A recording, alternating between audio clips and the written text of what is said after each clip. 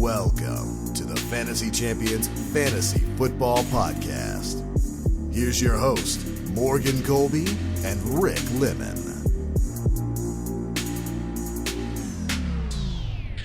Welcome on into the Fantasy Champions Fantasy Football Podcast.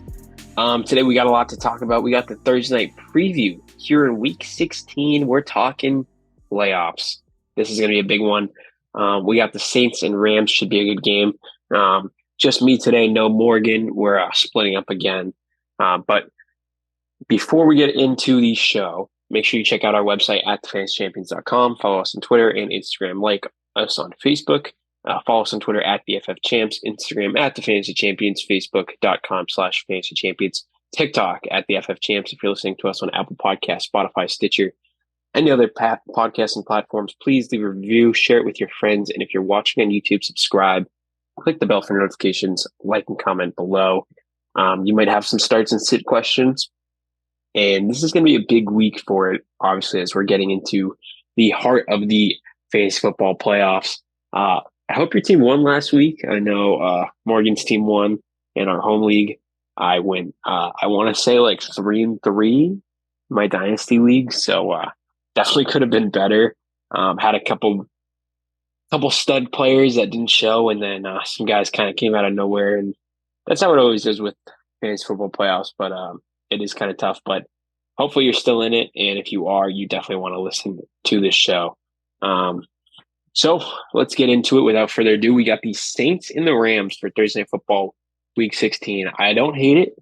You know, it's a good matchup. This game has serious playoff implications in the NFC. Saints are going for their division. Rams are going for the wild card. And I think as of now, both these teams could actually make it as wild card teams, depending on how the rest of the season plays out. So we're looking at two potential playoff teams in a big game.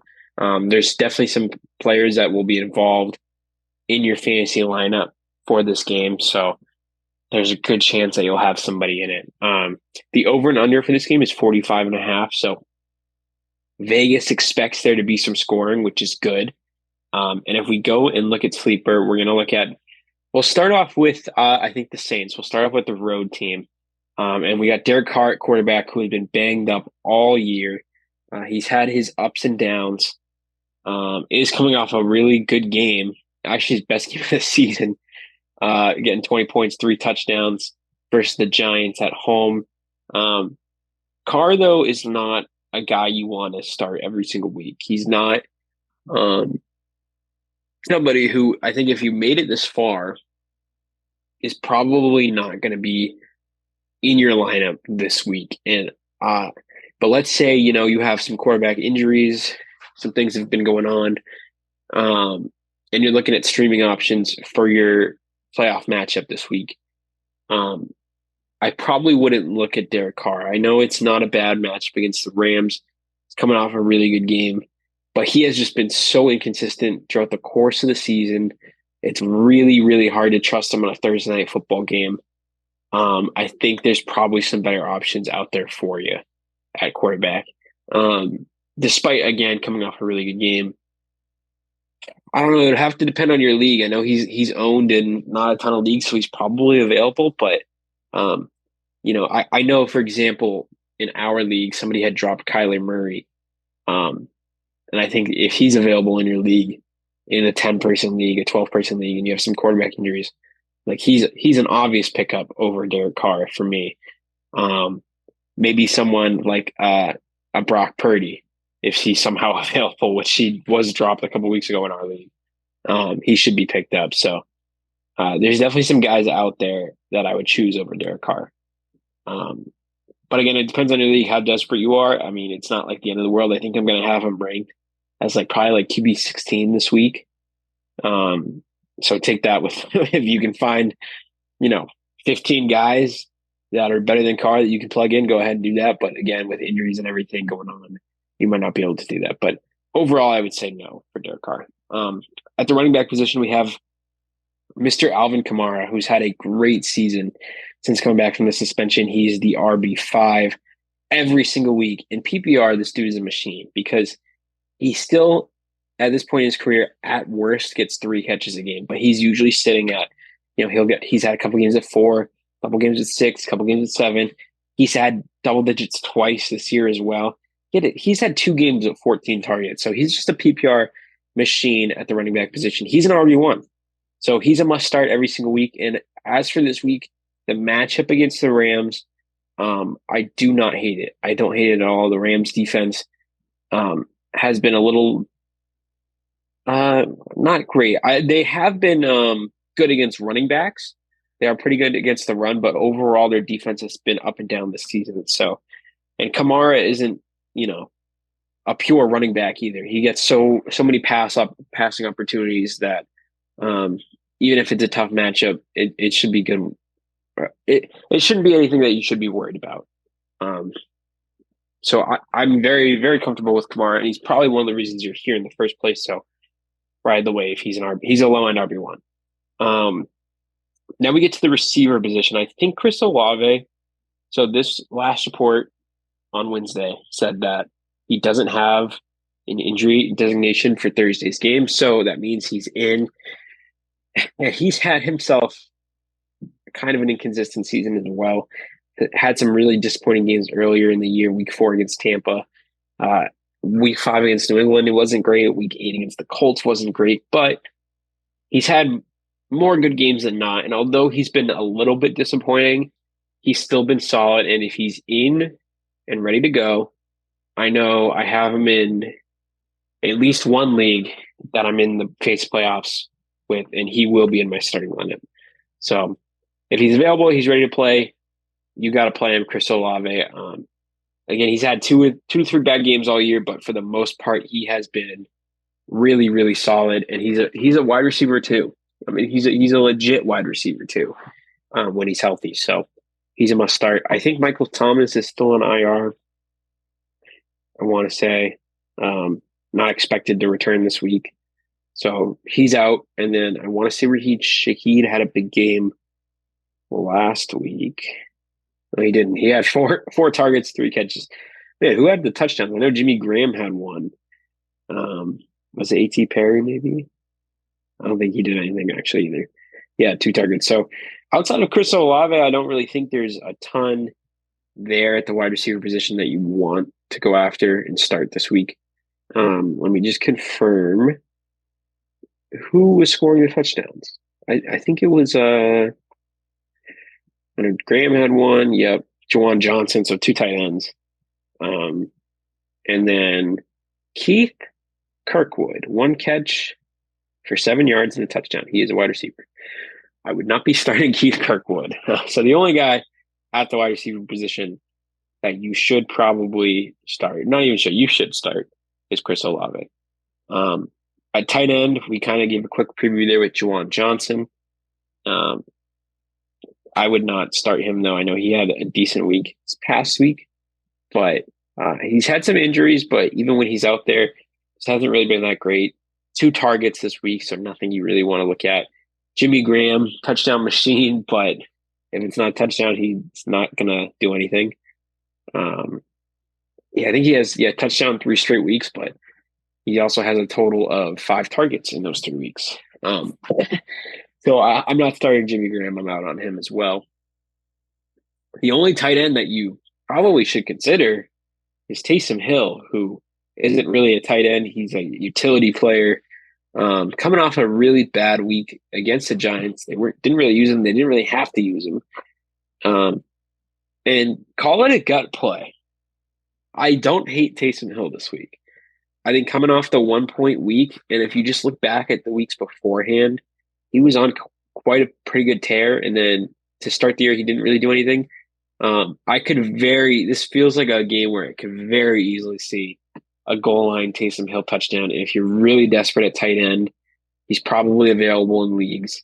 I would pick him up and start him for this week. But, it's Taysom Hill, so you can't really trust it. But at the same time, the boom potential that he brings in the tight end position, I think would be worth it if you don't have a tight end in place already. So that does it for the Saints. As for the Rams, we'll start with quarterback Matt Stafford, who has been probably the hottest quarterback in the NFL. Not many people are talking about this, but since the bye week, he has been really, really good.